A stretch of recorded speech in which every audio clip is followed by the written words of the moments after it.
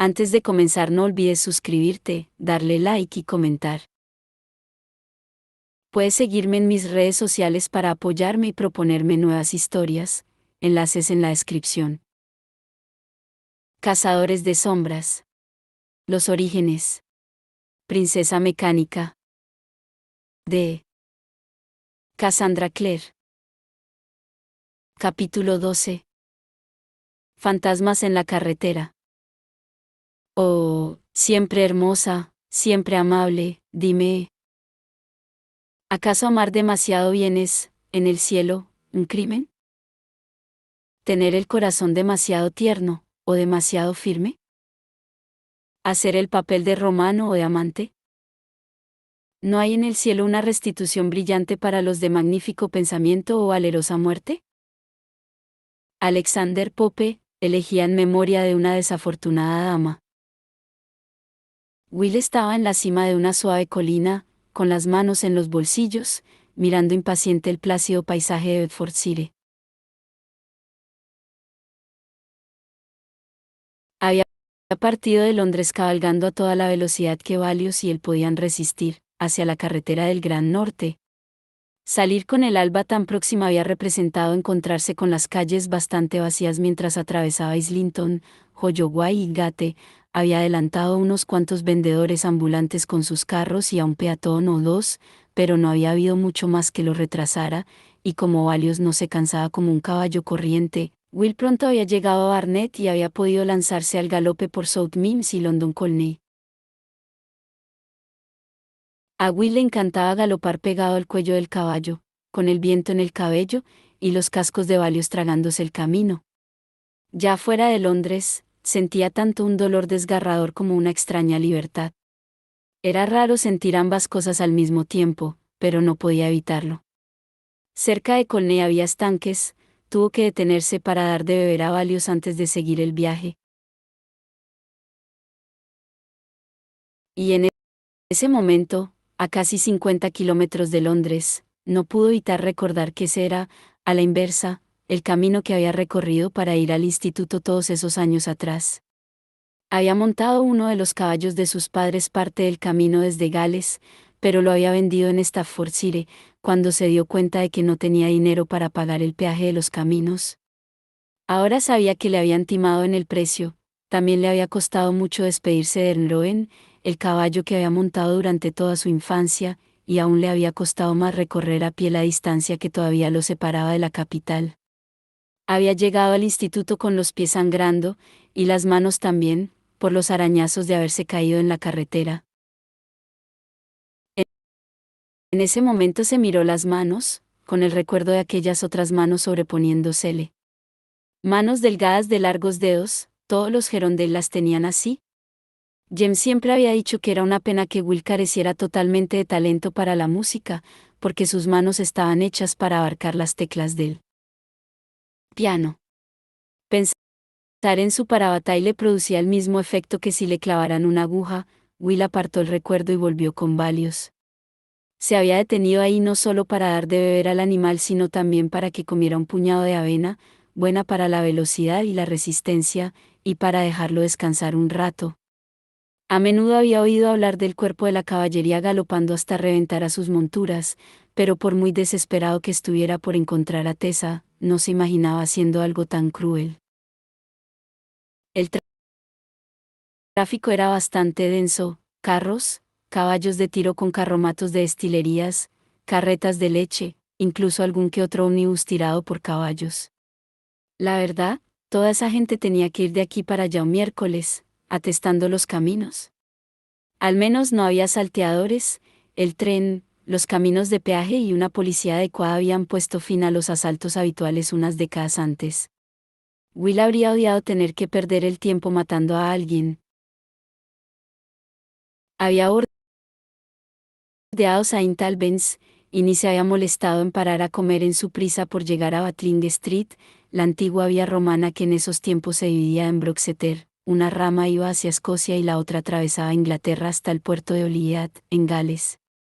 Había fantasmas en la carretera, en el viento. Will captó murmullos en el antiguo idioma anglosajón, que llamaban a la carretera Hueselinga-Stroet y hablaban de la última resistencia de las tropas de Boadicea, a las que los romanos habían derrotado en esa carretera muchos años antes. En ese momento, con las manos en los bolsillos, mirando el paisaje, eran las 3 de la tarde y el cielo estaba comenzando a oscurecerse, lo que significaba que Will pronto tendría que encontrar una posada donde alojarse, descansar el caballo y dormir. No pudo evitar recordar la vez que le había dicho a Tessa que Boadicea había demostrado que las mujeres también podían ser guerreros. No le había dicho que había leído sus cartas, que llamaba al alma de guerrera que había en ella, oculta tras esos tranquilos ojos grises. Recordó un sueño que había tenido, de cielos azules y Tessa sentada junto a él en una colina verde. Siempre serás la primera en mi corazón. Una feroz rabia estalló en su alma. ¿Cómo se atrevía Mormain a tocarla? Era una de ellos. No pertenecía a Will, era demasiado ella misma para pertenecer a nadie, ni siquiera a Jem, pero aún así su lugar estaba con todos ellos, y en silencio maldijo al cónsul por no verlo. La encontraría. La encontraría y la llevaría de vuelta a casa, y aunque ella nunca lo amara, lo daría por bien empleado, había hecho eso por ella, por sí mismo. Se volvió hacia Valios, que lo miró enfadado, y subió a la silla. Vamos, viejo amigo, dijo. El sol se está poniendo, y deberíamos llegar a Oak antes de la noche, porque parece que va a llover. Le clavó los talones en los flancos, y el animal, como si hubiera entendido sus palabras, salió disparado al galope. ¿Se ha ido a Gales solo?, preguntó Charlotte. ¿Cómo has podido dejarle hacer algo tan estúpido? Magnus se encogió de hombros. No es mi responsabilidad, ni nunca será mi responsabilidad, controlar a cazadores de sombras descarriados. La verdad es que no estoy seguro de por qué me culpas a mí. Me he pasado toda la noche en la biblioteca, esperando en vano a que Will viniera a hablar conmigo. Al final, me he quedado dormido en la sección de rabia y licantropía. Woolsey a veces muerde, y me preocupa. Nadie respondió a esa información, aunque Charlotte pareció más preocupada que nunca. Había sido un desayuno tranquilo, con unos cuantos ausentes en la mesa. La ausencia de Will no había resultado sorprendente. Había supuesto que estaba al lado de su parabatay. Y así había sido hasta que Cyril había irrumpido en el comedor, jadeante y acalorado, para informar de que Valios no estaba en el establo. Entonces había comenzado la alarma. Una búsqueda por el instituto halló a Magnus Vane dormido en un rincón de la biblioteca. Charlotte lo había despertado, y al preguntarle dónde creía que podía estar Will, el brujo había contestado con toda inocencia que suponía que el chico ya habría partido hacia Gales, con la intención de encontrar a Tessa y llevarla de vuelta al instituto, ya fuera de forma sigilosa o a pura fuerza bruta.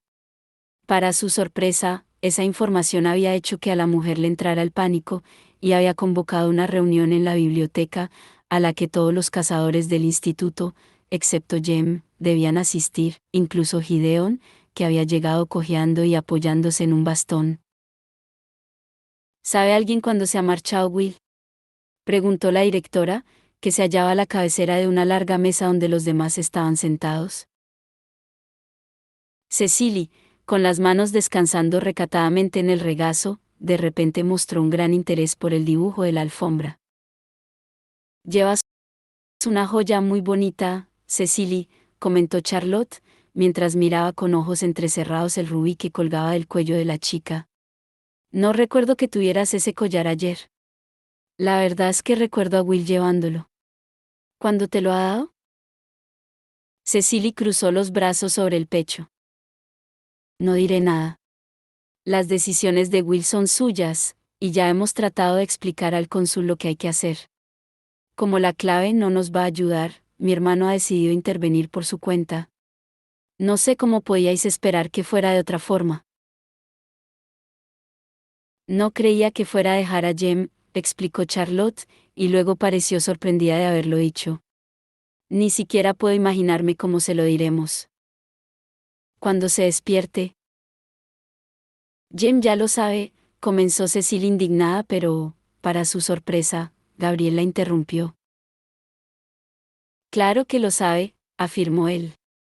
Will solo está cumpliendo con su deber hacia su parabatay. Está haciendo lo que Jem haría si pudiera. Ha ido en lugar de él. Es lo que un parabatay debe hacer. ¿Estás defendiendo a Will?, exclamó Gideon.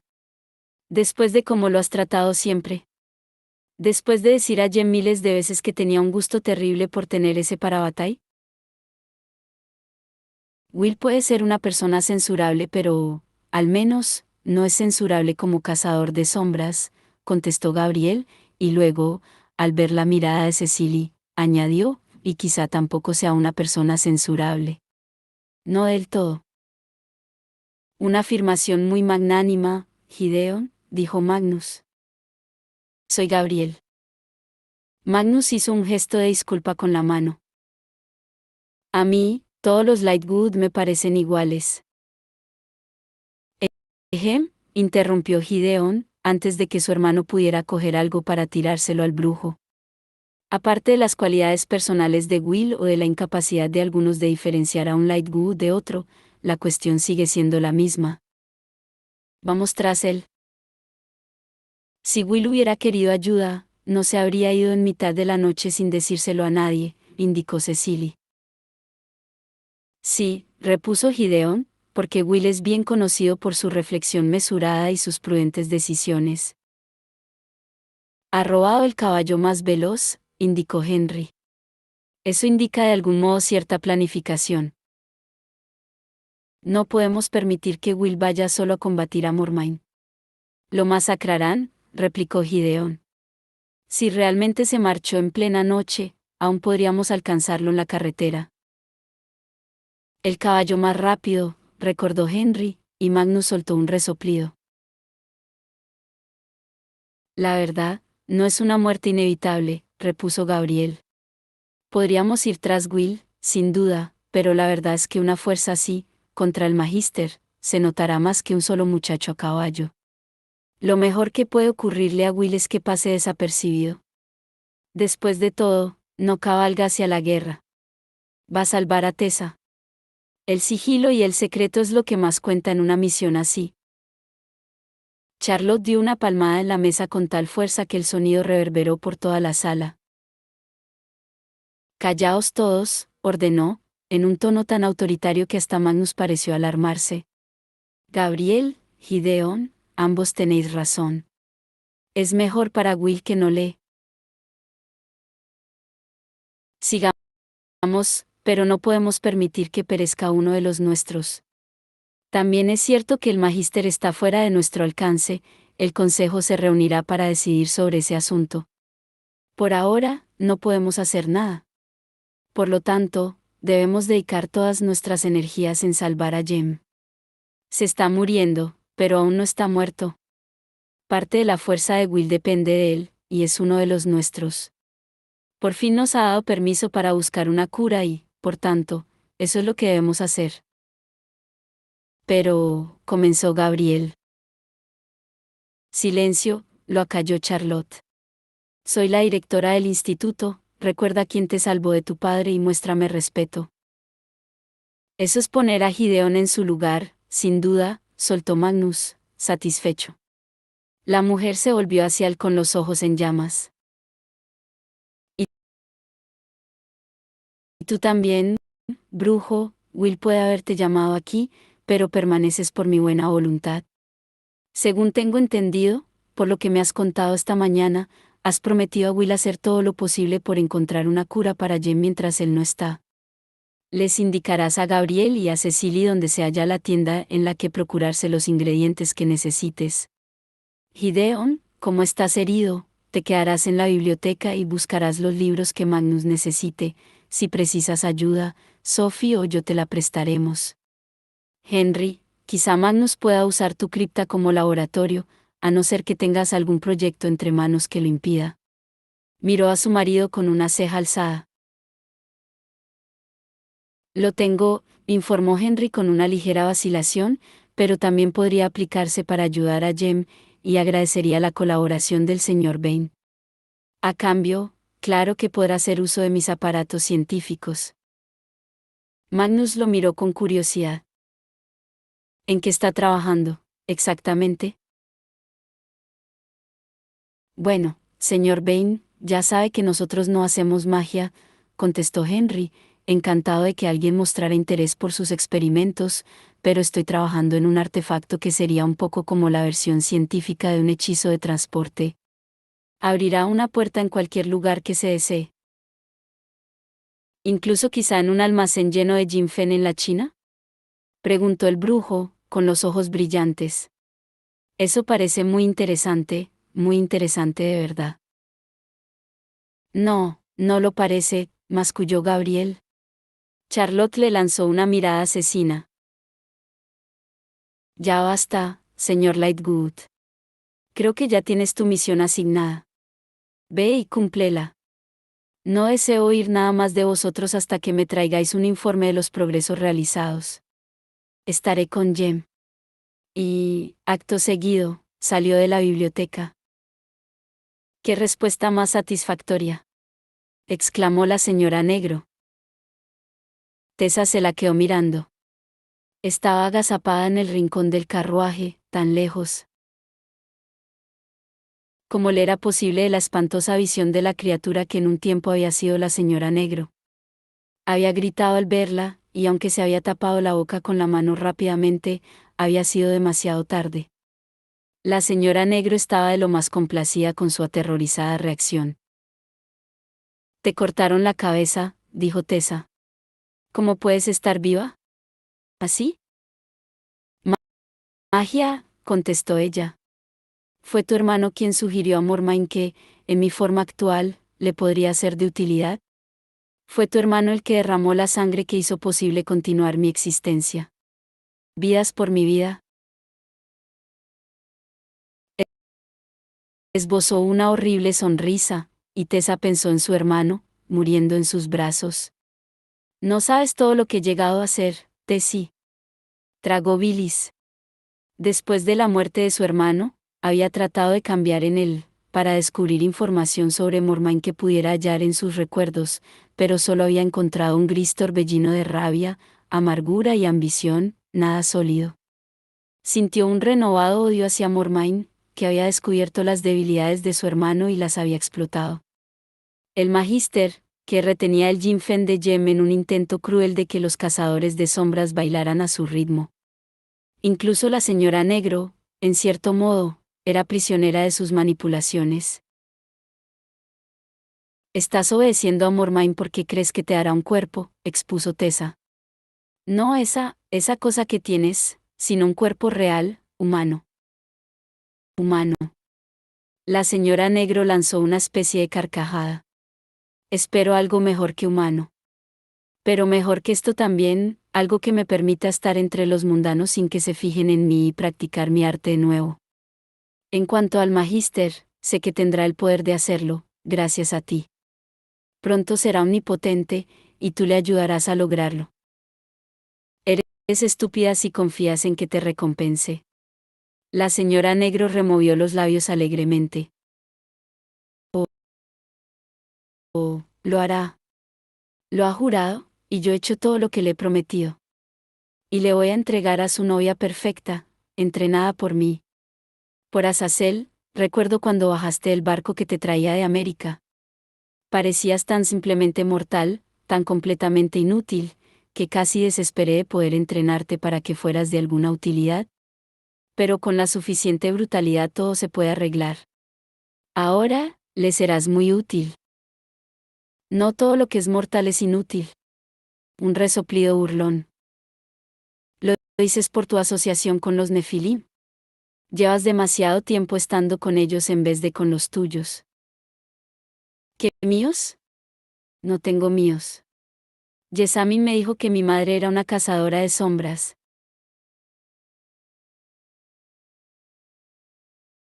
«Ella era una cazadora de sombras», admitió la señora Negro. «Pero tu padre». «No». Tessa notó que le corazón él daba un brinco. ¿Era un demonio? «No era ningún ángel», respondió la horripilante dama con una sonrisita. «Él Magister te lo explicará todo, en su momento, lo que eres, por qué vives y para qué fuiste creada. Se recostó con un crujido de sus articulaciones mecánicas. Tengo que decir que casi me impresionó cuando te escapaste con aquel chico cazador de sombras, ¿sabes? Demostraste tener mucho valor.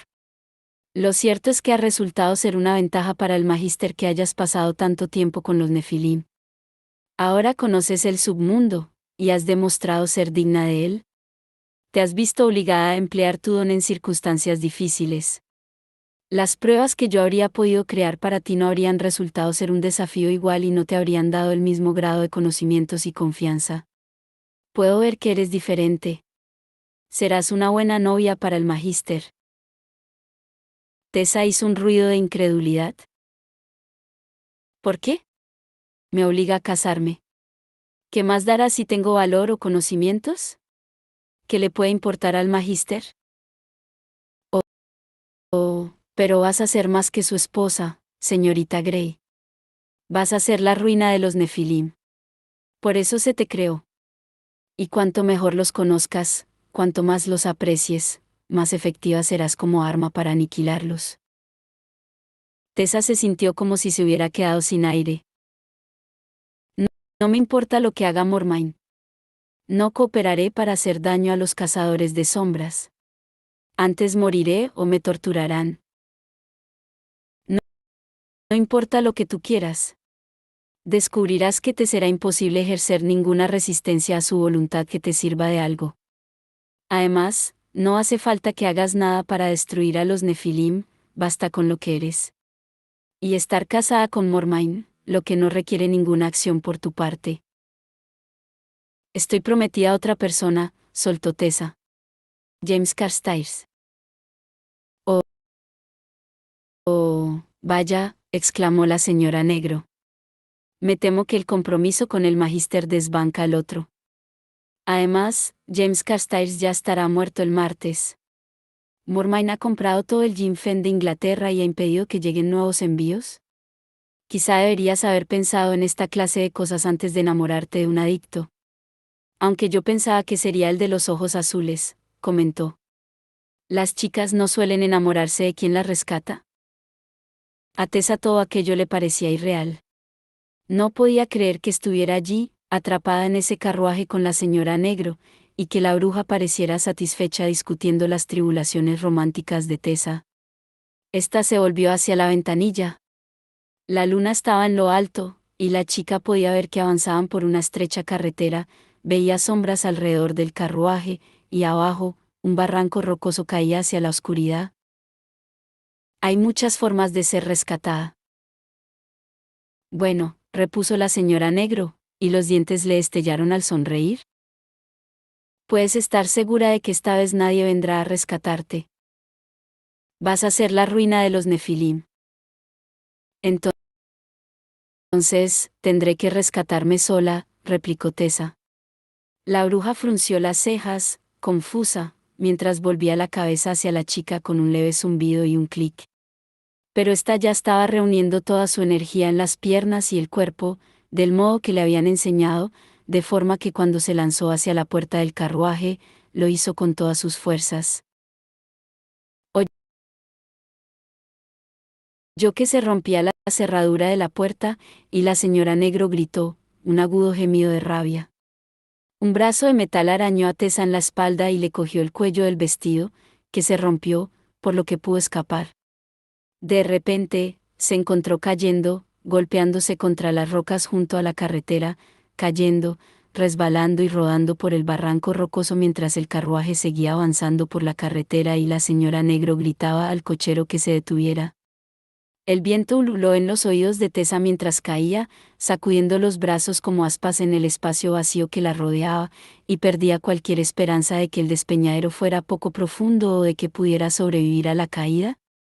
Mientras se precipitaba, captó en el fondo el brillo de un estrecho torrente, que se retorcía entre cerradas rocas, y supo que se quebraría contra el suelo como frágil porcelana. Cerró los ojos y deseó que el fin le llegase deprisa.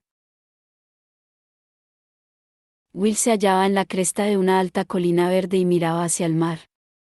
Tanto el cielo como el mar eran de un azul tan intenso que parecían fundirse en uno, en una ausencia de horizonte. Gaviotas y charranes revoloteaban y chillaban sobre él, y un viento salado le revolvía el cabello. Hacía tanto calor como en verano, y su chaqueta yacía olvidada sobre la yerba, iba en mangas de camisa y tirantes, y tenía las manos bronceadas por el sol. Will. Este se volvió al reconocer la voz y vio a Tessa subiendo por la colina hacia él. Había un pequeño sendero que recorría la pendiente de la colina, flanqueado de flores blancas que desconocía, y Tessa parecía también una flor, con un vestido blanco como el que había llevado al baile la noche que él había besado en el balcón de Benedict Lightwood. Su largo cabello castaño ondeaba al viento. Se había quitado el sombrero y lo sujetaba en una mano, que agitaba hacia él sonriendo, como si se alegrara de verlo allí. Más que alegrarse. Como si verlo fuera la mayor felicidad de su corazón. Su propio corazón dio un brinco al verla. Tess, la llamó, y estiró la mano como si pudiera tirar de ella hacia sí. Pero ella aún estaba a mucha distancia, parecía al mismo tiempo muy cerca y muy lejos. Will veía cada detalle de su hermoso rostro alzado, pero no podía tocarla, así que se quedó esperando y deseando, y su corazón parecía batir unas alas dentro del pecho. Finalmente, ella llegó allí, lo suficientemente cerca para que él pudiera ver cómo la hierba y las flores se inclinaban bajo sus pasos. Él tendió las manos hacia ella, y ella hacia él. Cuando se aferraron, y por un momento se sonrieron, él notó el calor de los dedos de ella. He estado esperándote, dijo Will, y ella lo miró con una sonrisa que se desvaneció de su rostro cuando le resbalaron los pies y se fue hacia el borde del precipicio. Las manos se soltaron de las de él y, de repente, Will estaba cogiendo aire y ella caía, alejándose, caía en silencio, una mancha blanca contra el horizonte azul. Will se sentó de repente en la cama, con el corazón golpeándole dentro del pecho. Su habitación en el Whitehorse estaba medio iluminada por la luna, que dibujaba con claridad las siluetas de los muebles ajenos, el lavamanos, la mesilla de noche con su copia sin tocar de sermones para mujeres jóvenes, de Fordyce, el sillón tapizado junto a la chimenea, en la que las llamas se habían reducido a ascuas. Las sábanas de la cama eran frías, pero él estaba sudando, se levantó y fue a la ventana. En el alféizar, había un tieso ramo de flores secas en un jarrón. Lo apartó y soltó el pestillo de la hoja con dedos entumecidos. Le dolía todo el cuerpo. Nunca había cabalgado tan lejos ni con tanta intensidad, y estaba cansado y dolorido de la silla. Iba a necesitar unos iratzes antes de ponerse en camino a la mañana siguiente. La ventana se abría hacia afuera, y el frío aire le golpeó el rostro y el cabello, enfriándole la piel. Notaba un dolor por dentro, bajo las costillas, que no tenía nada que ver con cabalgar. Pero no supo decir si era debido a su separación de Jem o a su ansiedad por encontrar a Tessa. Seguía viéndola caer, alejándose de él, sus manos no encontraban dónde agarrarse. Nunca había sido de los que creía que había algo profético en los sueños y, sin embargo, no lograba deshacer el nudo tenso y gélido que tenía en el estómago, o regular su agitada respiración.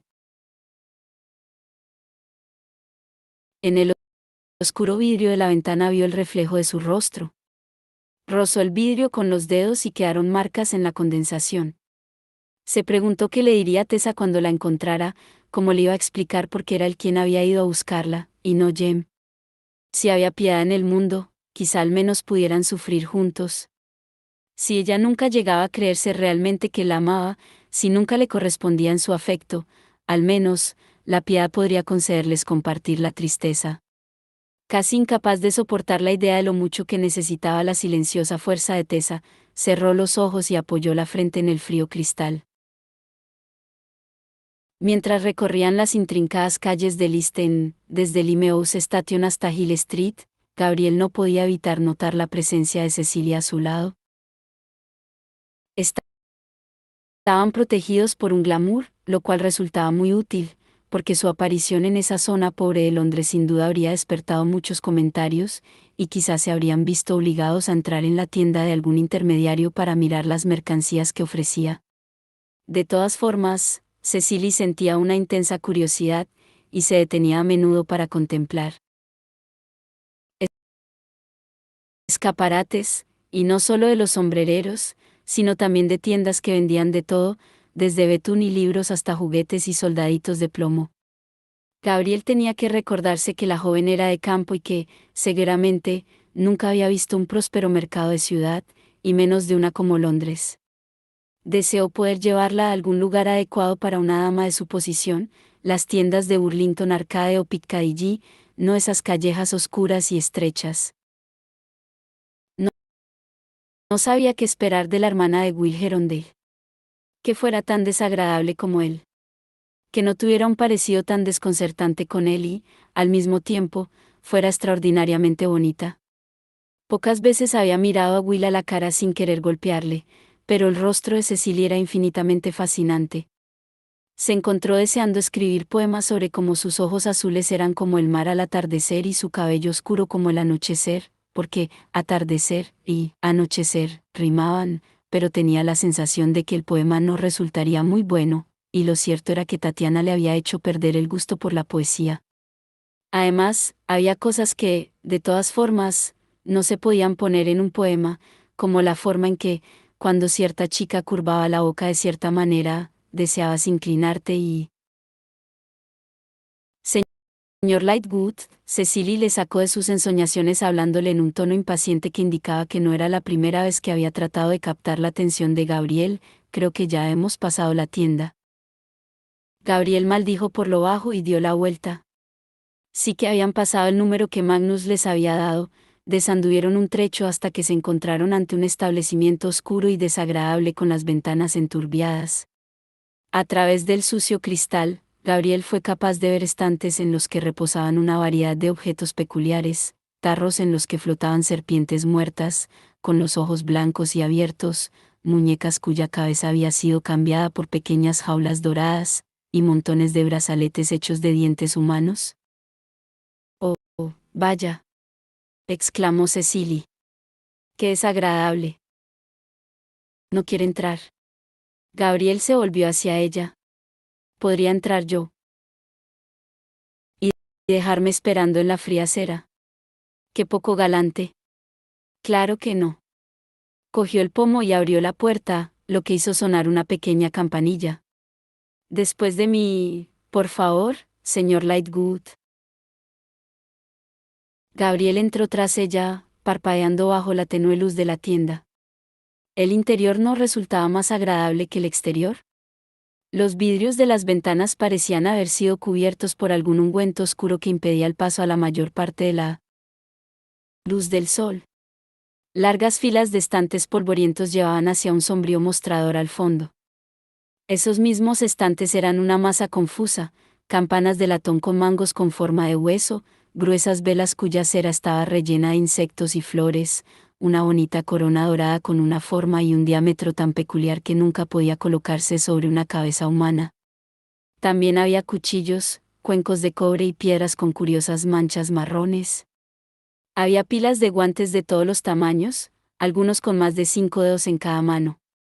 Un esqueleto humano completo colgaba de un fino cordón en la parte delantera del establecimiento, girando en el aire, aunque no había ninguna brisa.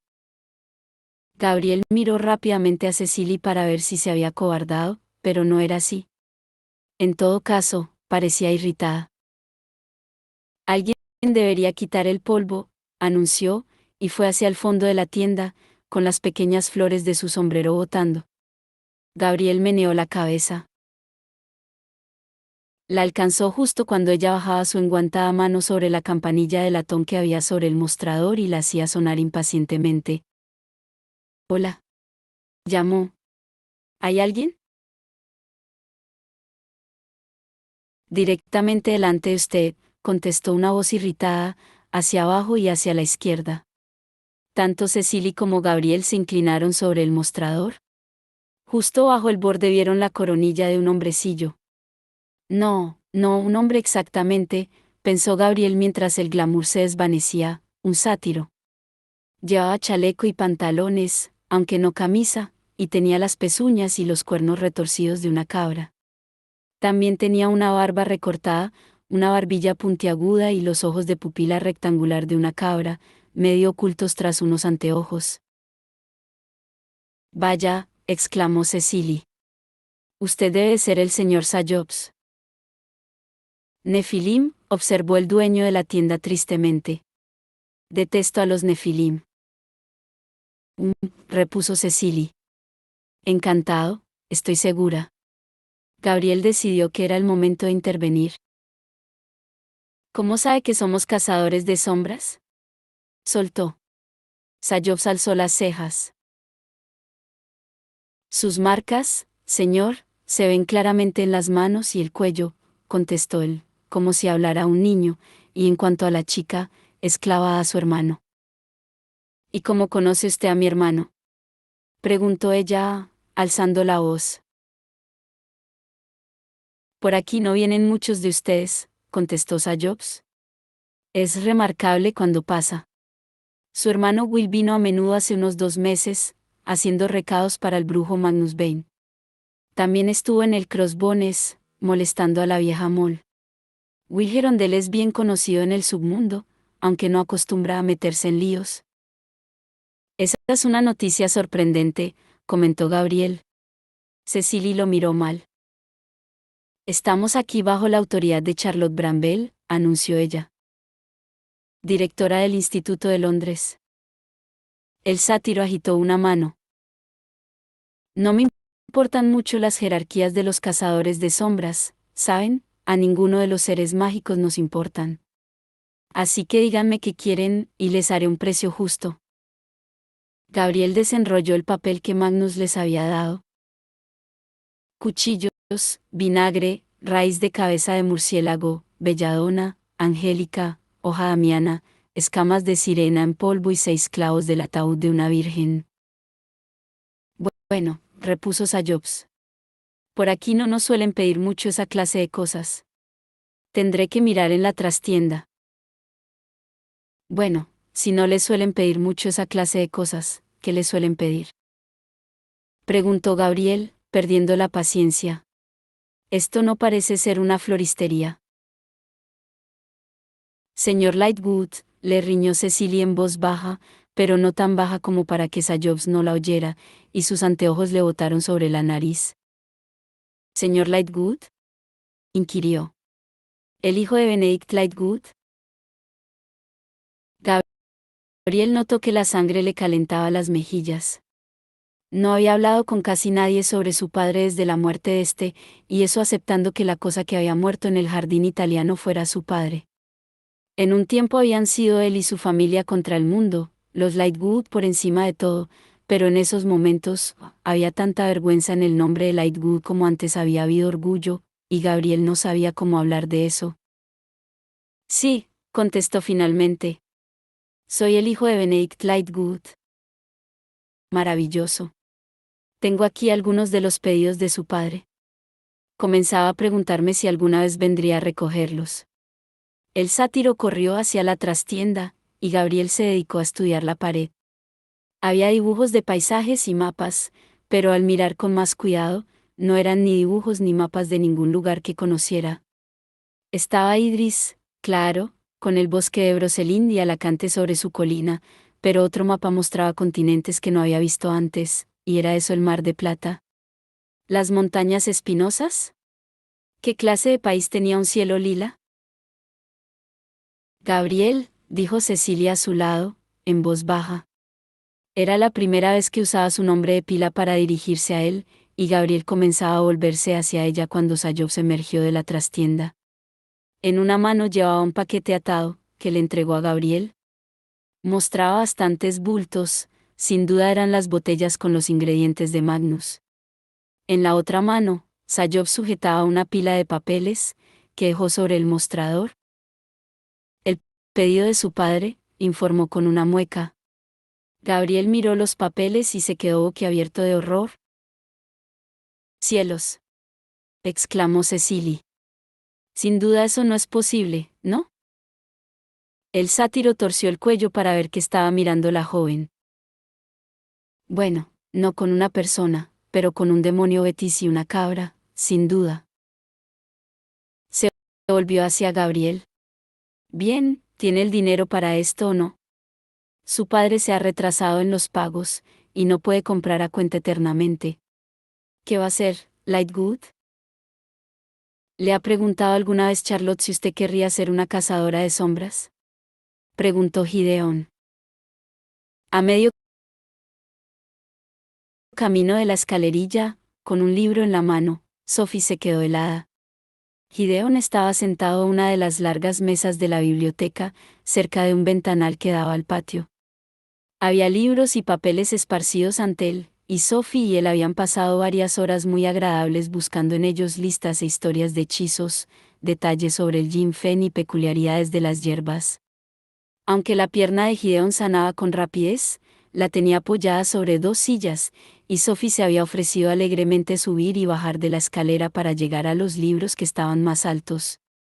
En ese momento sujetaba uno llamado Pseudomonarchia de Monum, que tenía una cubierta en apariencia pringosa y que ella estaba deseando dejar, aunque la pregunta de Gideon la había sorprendido lo suficiente como para detenerla unos segundos a medio bajar. ¿Qué quiere decir? Repuso ella, mientras reanudaba el descenso. ¿Por qué iba la señora Bramwell a preguntarme algo así? Gideon estaba pálido, o quizá tan solo fuera el reflejo de la luz mágica en el rostro. Señorita Collins, contestó. Es usted una de las mejores luchadoras que he entrenado, incluidos los Nefilim. Por eso lo pregunto. Me parece una vergüenza desperdiciar tanto talento. Aunque quizá no quiera hacerlo. Sophie dejó el libro sobre la mesa y se sentó frente a Gideon. Sabía que debía vacilar, parecer pensarse la pregunta, pero la respuesta estaba en sus labios antes de poder detenerla. Ser una cazadora de sombras es lo que más he querido desde siempre. Gideon se inclinó hacia ella, y la luz mágica se le reflejó en los ojos, arrebatándoles el color. ¿Y no le preocupa el peligro? Cuanto mayor es uno al ascender, más arriesgado es el proceso. He oído hablar sobre reducir a 14 o incluso a 12 años la edad máxima para ascender. Sophie meneó la cabeza. Nunca he temido al riesgo. Lo asumiría con alegría. Es solo que me temo que si lo solicitara, la señora Bramwell consideraría que no le agradezco todo lo que ha hecho por mí. Me salvó la vida y me cuidó. Me dio seguridad y un hogar. No. Le pagaría todo eso abandonando su servicio. No. Gideon negó con la cabeza. Sophie, señorita Collins, usted es una criada libre en un hogar de cazadores de sombras. Tiene la visión. Ya sabe todo lo que hay que saber sobre el submundo y los Nefilim. Es la candidata perfecta para la ascensión. Colocó las manos sobre el libro de demonología. Tengo voz en el consejo. ¿Podría hablar por usted? No puedo, replicó Sophie con un hilillo de voz. ¿Acaso no entendía lo que le estaba ofreciendo, la tentación? Y sobre todo no ahora. No, ahora no, claro, con James tan enfermo, se apresuró a decir Gideon. Pero, ¿y en el futuro? Tal vez. Le escrutó el rostro con la mirada, y ella notó que comenzaba a sonrojarse. La manera más habitual y evidente para que un mundano pudiera acceder a la ascensión a cazador de sombras era contraer matrimonio con un cazador de sombras. Se preguntó qué significaría que él pareciera tan decidido a no mencionar eso. Cuando se lo he preguntado, me ha contestado con tanta firmeza. Ha dicho que ser una cazadora de sombras era lo que siempre había querido. ¿Por qué? Puede ser una vida brutal. Toda vida puede ser brutal, respondió Sophie. Mi vida antes de venir al instituto no era tampoco agradable. Supongo que, en parte, deseo ser una cazadora de sombras porque si algún otro hombre se me acerca con un cuchillo en la mano, como hizo mi antiguo señor, podré matarlo allí mismo. Se tocó la mejilla al hablar, un gesto inconsciente que no pudo evitar, y notó la rugosa cicatriz bajo los dedos. Vio la expresión de Gideón, sorpresa mezclada con incomodidad, y bajó la mano. No sabía que fuera así como resultó usted herida, confesó él. Sofía apartó la mirada. Ahora dirá que no es tan fea, o que ni siquiera la nota, o algo por el estilo. La veo, admitió Gideón en voz baja. No soy ciego, y nosotros somos gente con muchas cicatrices. La veo, pero no es fea. Es otra parte hermosa de la mujer más hermosa que jamás he visto. Entonces Sophie sí que se sonrojó, notó que le ardían las mejillas, y mientras el chico se inclinaba sobre la mesa, con los ojos de un intenso verde bañado por la tormenta, ella respiró hondo tomando una decisión. Él no era como su antiguo señor. Era Gideón. Esta vez no lo alejaría. La puerta de la biblioteca se abrió. Charlotte apareció en el umbral, con aspecto de estar exhausta, tenía manchas húmedas en su vestido azul pálido, y los ojos ensombrecidos. Sophie se puso de pie al instante. ¿Señora Bramwell? Oh, oh, Sophie, suspiró la mujer. Esperaba que pudieras sentarte un rato con Jem. No se ha despertado todavía, pero Bridget tiene que hacer la cena, y creo que sus horribles canciones le deben de estar provocando pesadillas al enfermo. Naturalmente. Sophie se apresuró a ir hacia la puerta, sin mirar a Gideón, aunque cuando la puerta se cerró tras ella, estuvo casi segura de que lo había oído maldecir con gran frustración por lo bajo en español. ¿Sabe?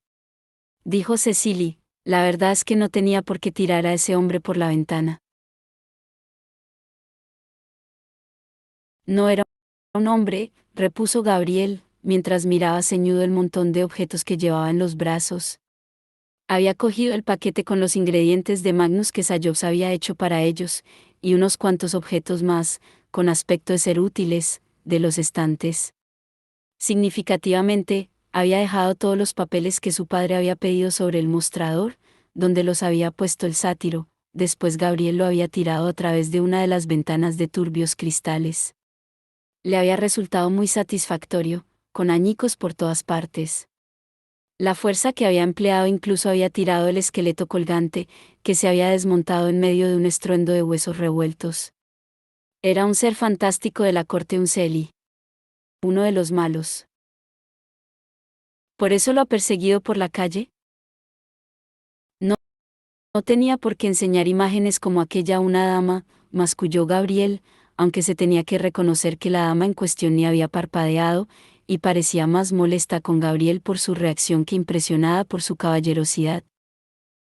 Y creo que ha sido excesivo tirarlo al canal. ¿Flotará? A Cecily le tironeaban las comisuras de la boca. Ha estado muy mal. ¿Se está usted riendo?, exclamó Gabriel, sorprendido. No es cierto. Ella alzó la barbilla y volvió el rostro, pero no antes de que Gabriel viera como una sonrisa pícara se le dibujaba en la boca. Estaba perplejo. Después de todo el desdén que le había mostrado, su descaro y sus réplicas, había estado bastante seguro de que ese último arranque suyo haría que Cecily le fuera con el cuento a Charlotte en cuanto regresaran al instituto. Pero en vez de eso, la joven parecía divertirse. Meneó la cabeza mientras regresaban a Garnet Street. Nunca entendería a los Gerondel. ¿Me pasaría ese vial que está allí en la repisa, por favor, señor Ben?, pidió Henry. Magnus así lo hizo. Se hallaba en medio del laboratorio de Henry, mirando todos los brillantes objetos que había en las mesas alrededor. ¿Qué son todos esos artilugios, si puedo preguntar? Henry, que llevaba 2 pares de gafas protectoras al mismo tiempo, uno sobre la cabeza y otro sobre los ojos, pareció tan nervioso como satisfecho de que se lo preguntara. Magnus suponía que llevar 2 pares de gafas protectoras era fruto de un despiste, pero por si tal vez era una cuestión de moda, decidió no preguntar. Henry cogió un objeto cuadrado de latón con muchos botones. Bueno, esto de aquí es un sensor. Indica cuando hay demonios cerca. Se acercó a Magnus, y el sensor emitió un fuerte ruido de alarma. Impresionante, exclamó el brujo, complacido. Alzó una prenda de tela con un gran pájaro muerto colgado arriba. ¿Y qué es esto? El sombrero letal, contestó Henry. Ah, repuso Magnus. En momentos de necesidad, una dama puede sacar armas de él con las que derrotar a sus enemigos. Bueno, no, reconoció Henry. Aunque eso parece una idea mejor. Me gustaría que usted hubiera estado allí cuando se me ocurrió la idea. Por desgracia, este sombrero se enreda en la cabeza del enemigo y lo asfixia, suponiendo, claro, que lo esté llevando en ese momento. Imagino que no resultaría fácil convencer a Mormain para que se lo pusiera, observó Magnus. Aunque ese color le sentaría muy bien. Henry se echó a reír. Muy agudo, señor Vane. Por favor, llámame Magnus. Lo haré. Tiró el sombrero por encima del hombro y cogió un tarro redondo de vidrio que contenía una sustancia chispeante. Esto es un polvo que cuando se lanza al aire hace que los fantasmas resulten visibles, explicó. Magnus inclinó el tarro de contenido brillante ante la lámpara, admirándolo, y cuando Henry sonrió animándole, sacó el tapón. Me parece muy bien, dijo, y por impulso, se vertió un poco en la mano. Le recubrió la oscura piel, y le envolvió la mano en una reluciente luminiscencia. Y además de los usos prácticos, parece tener una función cosmética. Este polvo haría que la piel me brillara eternamente. Henry frunció el cejo. No, no eternamente, repuso, pero luego se animó. Pero te podría preparar otra remesa cuando quisieras. Podría brillar a voluntad. Magnus sonrió al hombre. Todo esto es fascinante, señor Bramwell. Usted ve el mundo de una forma diferente que cualquier otro Nefilim que haya conocido. Confieso que pensaba que a su gente le faltaba imaginación, aunque le sobrase drama personal, pero usted me ha hecho cambiar de opinión completamente. Sin duda la comunidad de los cazadores de sombras debe honrarle y tenerlo en la más alta estima como a un caballero que de verdad ha hecho avanzar a su raza. No, repuso Henry tristemente. Sobre todo desearían que parara de sugerirles nuevas invenciones y dejara de prender fuego a las cosas. Pero, oh, toda invención tiene un riesgo, exclamó Magnus. Yo he visto la transformación que ha causado al mundo el invento de la máquina de vapor y la proliferación de los materiales impresos, las fábricas y los telares han cambiado la faz de Inglaterra. Los mundanos han cogido el mundo en sus manos y lo han convertido en algo maravilloso. Durante los siglos, los brujos han ideado y perfeccionado distintos hechizos para construirse un mundo diferente. ¿Serán los cazadores de sombras los únicos que permanecerán estancados e inamovibles y, por tanto, estarán condenados? ¿Cómo pueden volver la cabeza ante el genio que usted ha demostrado? Es como volverse hacia las sombras y alejarse de la luz. Henry se puso escarlata. Era evidente que nunca nadie le había alabado por sus inventos, excepto quizá Charlotte. Me adula, señor Vane. Magnus, le recordó el brujo. ¿Y ahora, puedo ver su trabajo sobre ese portal que estaba escribiendo? La invención que transporta seres vivos de un lugar a otro. Claro. Sacó una pesada pila de papeles con notas de una esquina de su atestada mesa, y la colocó ante Magnus. Este la cogió y fue pasando las páginas con interés. Cada una de ellas estaba cubierta de una escritura puntiaguda e inclinada, y de docenas y docenas de ecuaciones, y mezclaba las matemáticas y las runas con una sorprendente armonía. El brujo notó que el corazón se le aceleraba al ir pasando las páginas. Eso era genial, realmente genial. Solo había un problema. Veo lo que está tratando de hacer, dijo finalmente. Y es casi perfecto, pero... Sí, casi. Henry se pasó los dedos por el pelirrojo cabello, haciendo saltar las gafas. Se puede abrir el portal, pero no hay forma de dirigirlo. No hay modo de saber si alcanzarás el lugar de destino deseado en este mundo o en otro completamente diferente, o incluso en el propio infierno. Es demasiado arriesgado y, por tanto, inútil. No puede hacerlo con esas runas, observó Magnus. Necesita runas diferentes de las que está usando. Henry negó con la cabeza. Solo podemos emplear las runas del libro gris. Cualquier otra cosa es magia. Y la magia no es cosa de los Nefilim. Es algo que no podemos hacer. Magnus miró pensativo a Henry durante un largo rato. Pero es algo que yo puedo hacer, afirmó, y se acercó más la pila de papeles. A los seres fantásticos de la corte Unceli no les gustaba demasiado la luz. Lo primero que había hecho Sayobs, cuyo nombre real no era ese, al regresar a su tienda había sido cubrir con papel encerado la ventana que el chico Nefilim le había roto. Tampoco tenía los anteojos, perdidos en las aguas del Imerou-Sekut. Y nadie, al parecer, iba a pagarle los caros periódicos que había pedido para Benedict Lightwood. En conjunto había sido un día muy malo. Alzó la vista irritado cuando sonó la campanilla de la tienda, avisándole de que la puerta se abría, y frunció el cejo. Pensaba que la había cerrado con llave. ¿Has vuelto, Nefilim? Soltó. ¿Has decidido tirarme al río no una, sino 2 veces? Te hago saber que tengo amigos poderosos. No dudo de que los tengas, farsante. La figura alta y encapuchada que había en el umbral cerró la puerta tras de sí. Y estoy muy interesado en saber más sobre ellos. Un cuchillo de frío hierro destelló en la penumbra, y el sátiro se estremeció de terror. Quiero hacerte unas preguntas, dijo el hombre de la puerta. Y yo que tú no intentaría huir. No si quieres conservar los dedos como parte del cuerpo,